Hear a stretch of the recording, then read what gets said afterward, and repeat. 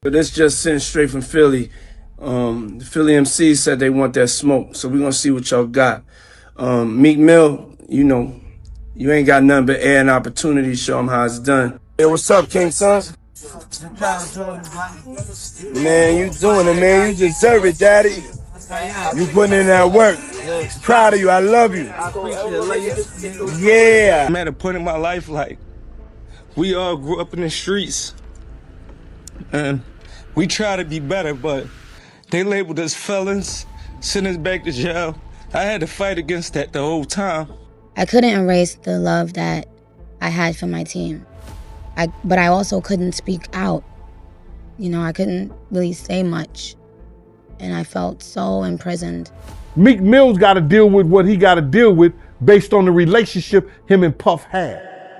That was a former bodyguard, someone who had been inside those private rooms, speaking openly on camera and confirming that Meek Mill had to face the fallout of the choices he made the moment he stepped into Sean Diddy Comp's world. And the woman who was closest to all of it, the one who watched the man she loved enter that space and return as someone she could barely recognize, did not walk away over a simple beach argument or a birthday where she felt overlooked. She walked away because of what she saw in that video. And once you start to understand what was really going on inside those rooms, what was being filmed, what was being kept, and what is said to still be moving around on the black market even now, it becomes clear why Nicki Minaj quietly separated her belongings, paid her own expenses, and left that vacation carrying herself like someone who had already made her decision long before that moment, and never once looked back. Because before all of this, before the pool clips, the matching outfits, and the birthday celebration in Las Vegas, Meek Mill was real, not a label, not a product, and not something played. I don't want to be dead. I don't want to be in jail. I want 100 just gangster, nigga.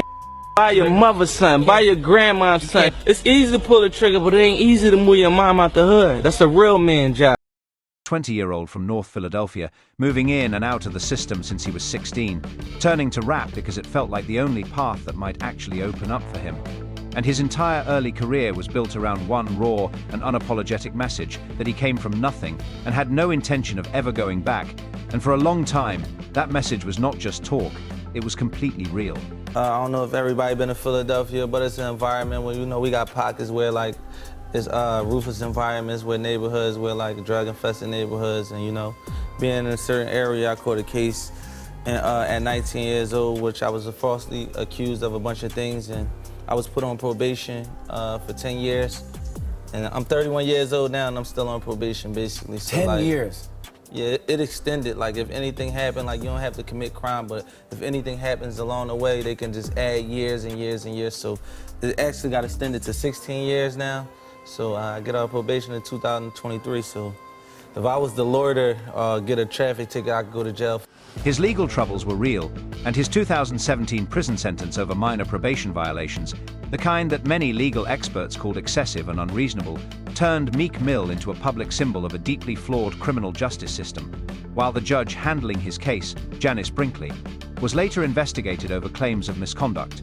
And Meek did not go looking for that fight because it found him, and the way he stood up to it, through efforts like Reform Alliance, his advocacy, and his refusal to stay silent about how the system treats black men, built him a level of credibility that no publicist could ever create and no label could ever package, making him undeniably real.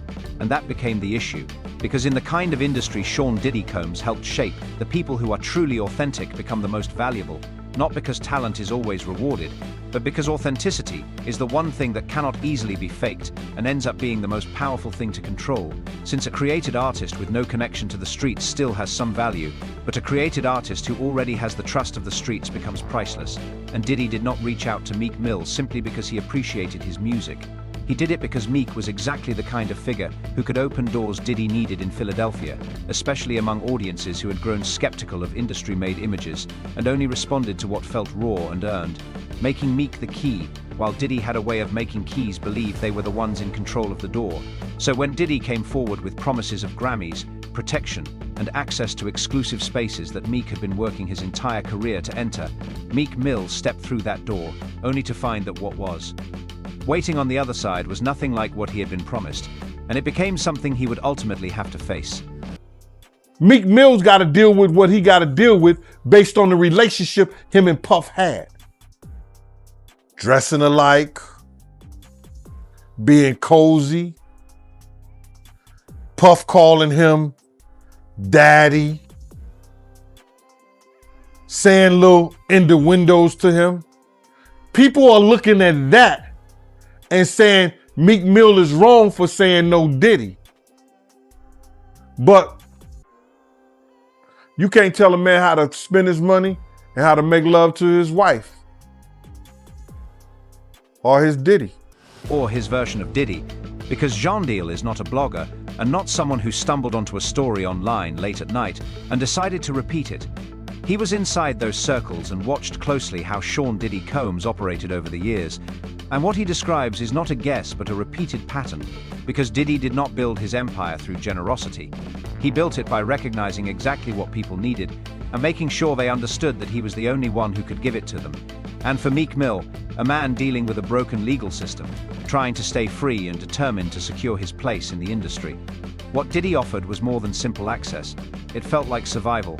And then in February 2024, when music producer Rodney Jones filed a $30 million lawsuit against Diddy, the claims included something that sent a shock through the entire industry, describing a Philadelphia rapper, someone who had previously been in a relationship with Nicki Minaj, allegedly being used by Diddy, not just in a personal way, but also as a form of leverage, presented to other artists as proof of what existed inside Diddy's world. Almost like a living example of what cooperation could bring and what pushing back might cost, while Diddy could make promises to a producer that if they were willing to step into that environment, everything they wanted could suddenly be within reach. Diddy could promise a producer, if he's in a homosexual, that he could give him a Grammy. What kind of power, who he doing, or what he know, that he could get that done? That's some kind of spooky shit. No disrespect. That's real spooky. If he could promise somebody. And good thing the kid didn't believe him, because if the kid would have believed him, he might have got his booty hole tore up. So my whole thing about it is, listen here, man. He has to have some real power, but he showed us his power. Remember at the BET Awards? Remember when they was trying to go to commercial? And he said, nah, we not go. Whoever done that, bruh? Whoever stopped the people from going to commercial?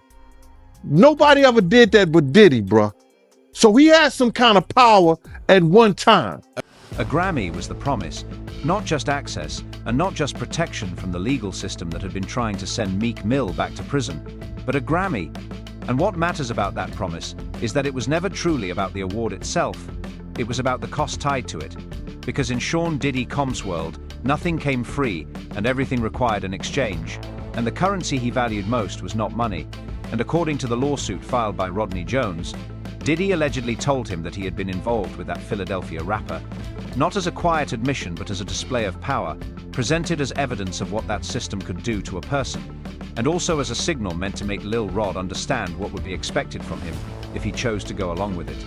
And this was how Diddy brought people in, this was how he kept them there, and this was how he made sure everyone within his circle clearly understood the conditions of being part of it before they found themselves it's crazy too deep that to step money, away. that lifestyle, and you trying to fit into something get you. These guys never set out to do all this shit.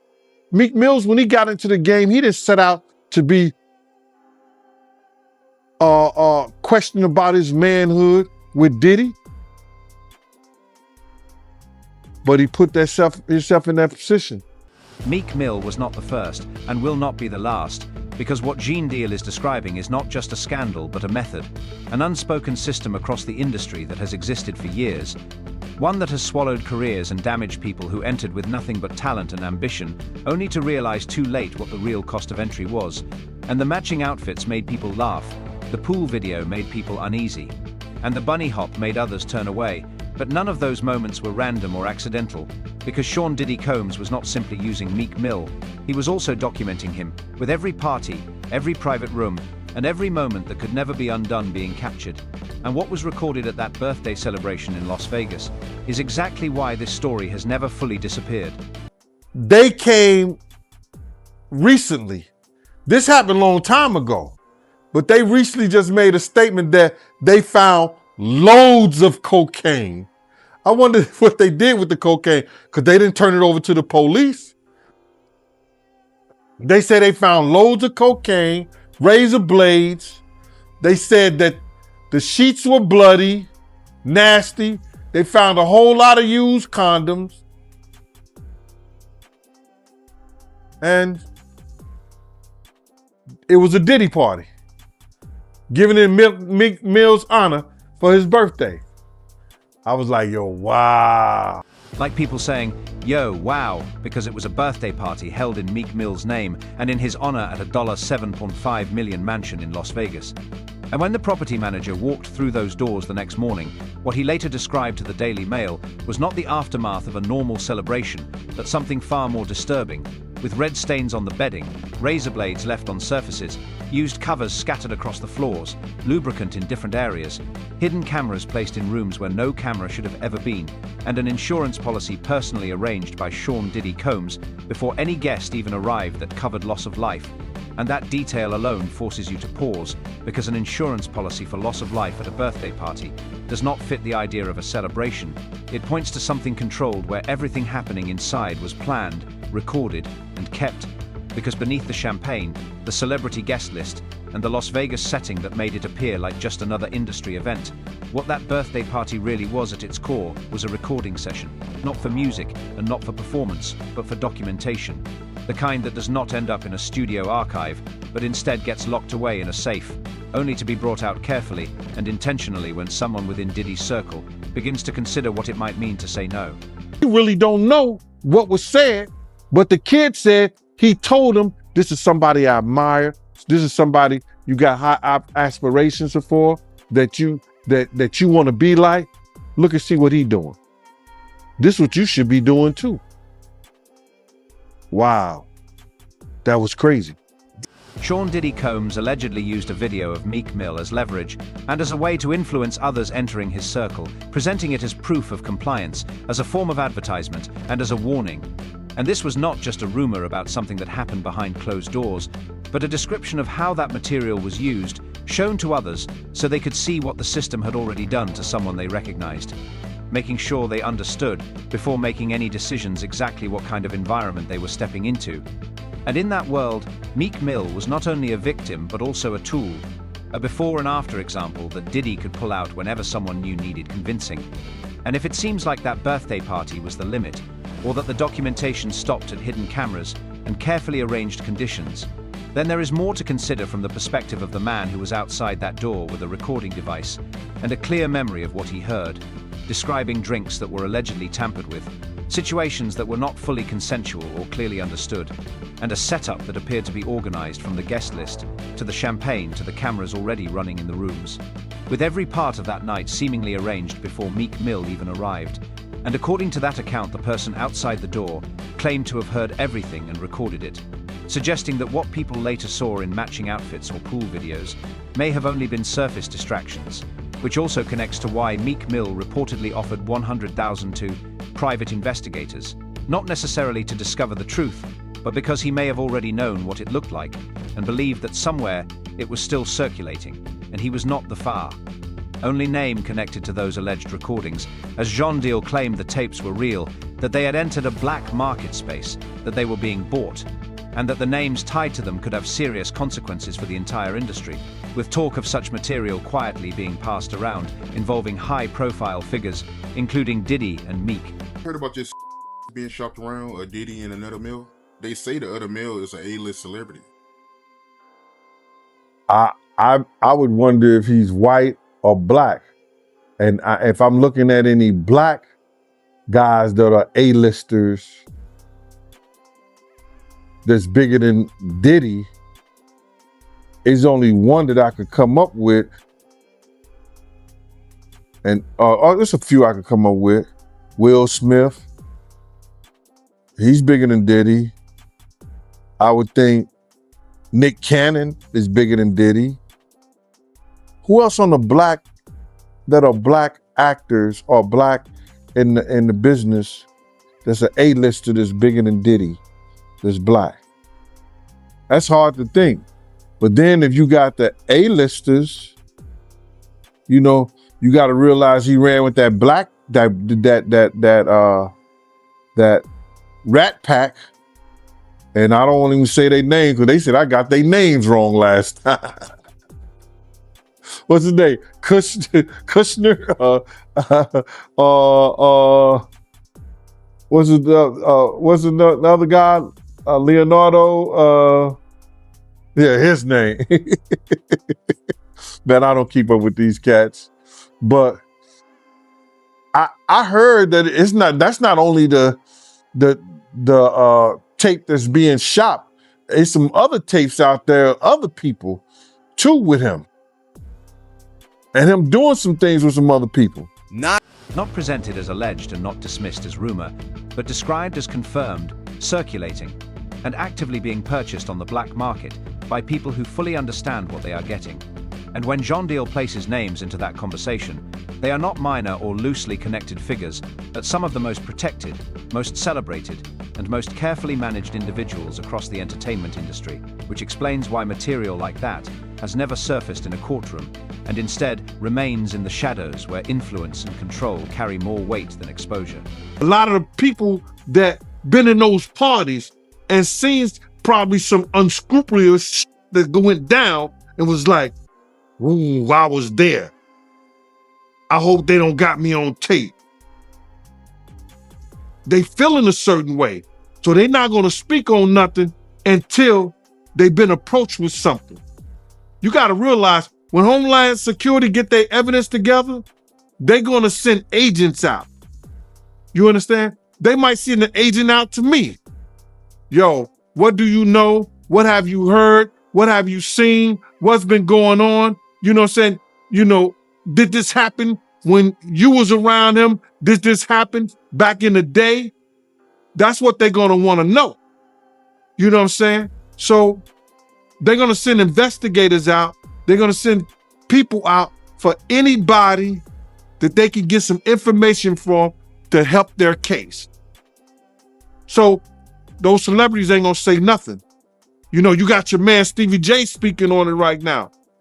He'll be one of the first dudes that they'll probably pull to the side and say, yo, well, you say that your man, I heard you on TMZ say that he never did this and he never did that, but ain't this you? If those pictures or those films or anything like that exists. You know what I'm saying? That's what they pay those agents to do. So, of course, I don't believe that none of the people who are his celebrity friends is going to speak or say nothing until they're either contacted or they know what they really got. So you feel like they might be worried that they might be on tape at one of Diddy parties doing something they wasn't supposed to be doing? I think that the celebrities that may be worried is because what Lil Rob said. Lil Rob said in his affidavit that Diddy had every room taped and bugged. Diddy had, yo, bro, can you imagine he had every room taped and bugged and they found little bugs or little tape recorders? I mean, little those micro projectors or whatever like that, or video cameras. They found them in the house, bro. So by them having those things in the house, and people know there's drugs, there's alcohol, there's loose women, there's loose men, woman on woman, man on man. Enough to shake the entire industry, not just one label, not just one executive, and not just a single scandal that can be controlled with a publicist and a carefully written statement, but something far bigger.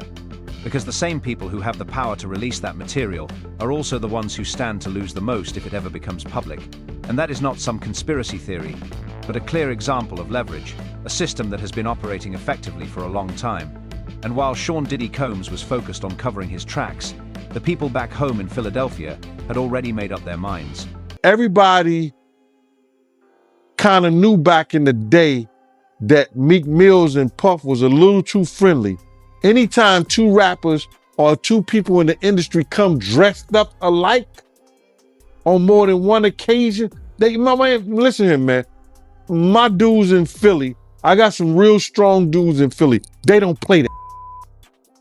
And they probably embarrassed for the fact to see that Meek Mill's, one of the street guys that came out of there, got caught up in this Hollywood This preferences had already been decided, because what the streets never forgive is submission. And the man who built his identity on resisting the system, on never backing down, on representing Philly pride and survival was now seen following orders for billionaires. And the people who knew Meek Mill before any of this are not reacting with anger but with embarrassment, because they understand the difference between someone who was exposed and someone who went along with it. And then came the $100,000 offer to investigators to dig up information on those accusing him. Not a clear denial, not a press conference, and not a carefully prepared legal statement, but a rushed public move that made it seem like he already knew what those recordings held and was trying to get ahead of it. And his series of tweets revealed more than any leaked audio could have, because people who are innocent do not place bounties. They call for due process. And while Meek was online watching his own words work against him, Nicki Minaj, the woman who had carried this knowledge for years, had already handled it in her own way, quietly, cleanly, and on her own terms, reaching a point in her life where growth meant walking away. I'm at a point in my life, like, we all grew up in the streets, and we try to be better, but they labeled us felons, sent us back to jail. I had to fight against that the whole time. She got into the car without making a scene, without any ultimatum, without a public statement, and without posting anything cryptic on Instagram in that moment.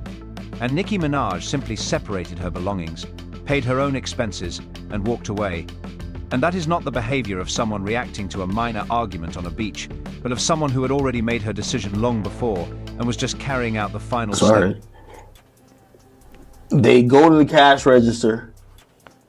Meek only had cash on him. He tell Nicki, yo, just handle that real quick. I got you though. Nicki, she's a little bit bougie. She looks at him, and this is a toxic to say. She looks at him and says, I gotta pay for this? Man, Drake would never let me do some shit. That set Meek off. Who's probably already on some shit. I hear she pays for her shit, she separates his shit, pays for her shit, hops in a car, and... She did not just hear about it or read something online, she saw it herself. And whatever was on that video confirmed everything Nicki Minaj had already been feeling. Every moment where she no longer recognized the man sitting across from her, every time his energy shifted when he was around powerful figures, and every instance when Meek Mill came back from Sean Diddy Comp's world, seeming a little less like the person she once fell for, all of it came together and made sense in a single moment. Bought her. You heard why she left him? Because she picked up his phone and saw him with Diddy in the phone. That's why they broke up. They broke up because of Diddy. A lot of people don't know this. It felt like a kind of prison, not because of him and not because of the relationship itself, but because of what she knew. Because carrying that level of information comes with a weight, especially when it is the kind the industry is willing to spend serious money to keep hidden. All of it sitting inside a private relationship with Nicki Minaj, a woman far too aware and far too powerful to stay silent forever. And I felt so imprisoned in that moment. I think as artists, we all look back on things that we shouldn't have done. And that was one of those things that he shouldn't have done. And I told him before he did it. But he did it, and it is what it is. They can talk all they want, but none of them have even charted since Nas carried himself like a king. And she is not bitter or putting on a show of pain for the camera, because Nicki Minaj has already forgiven him for her own peace, which is what people do when they truly process something and move forward. But pay attention to what she never said, because she did not claim she was wrong about what she saw. She never said the video was fake, and she never called it a misunderstanding. She simply said she forgave him for her own sake. And when a grown woman speaks like that, it carries a meaning that does not need to be explained. Call. I really stated myself. I was gonna go a full year without dating, period. Yeah. And then somebody walked, who walked into your life?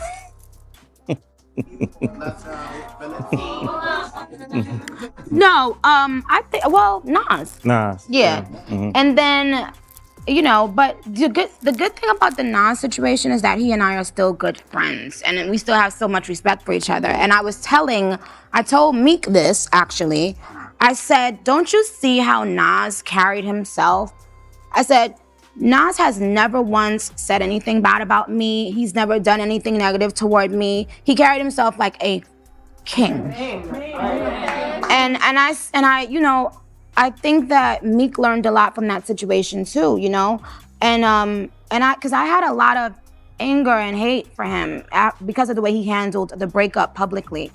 And I know he was hurt, you know, he was like, look, this was my first time being in love and I didn't know how to handle it. And at a certain point, you have to forgive, you know? Gotta forgive. And I have forgiven him because he has come genuinely to me and asked for my forgiveness. Yeah. But there are other people who attempt to use what I was in their life as a marketing ploy and to get attention. And I can't be with that. I put in real work. Yeah. And I've helped so many freaking people. And that's why if you look around, there was a particular time on social media, a lot of people was running their mouth.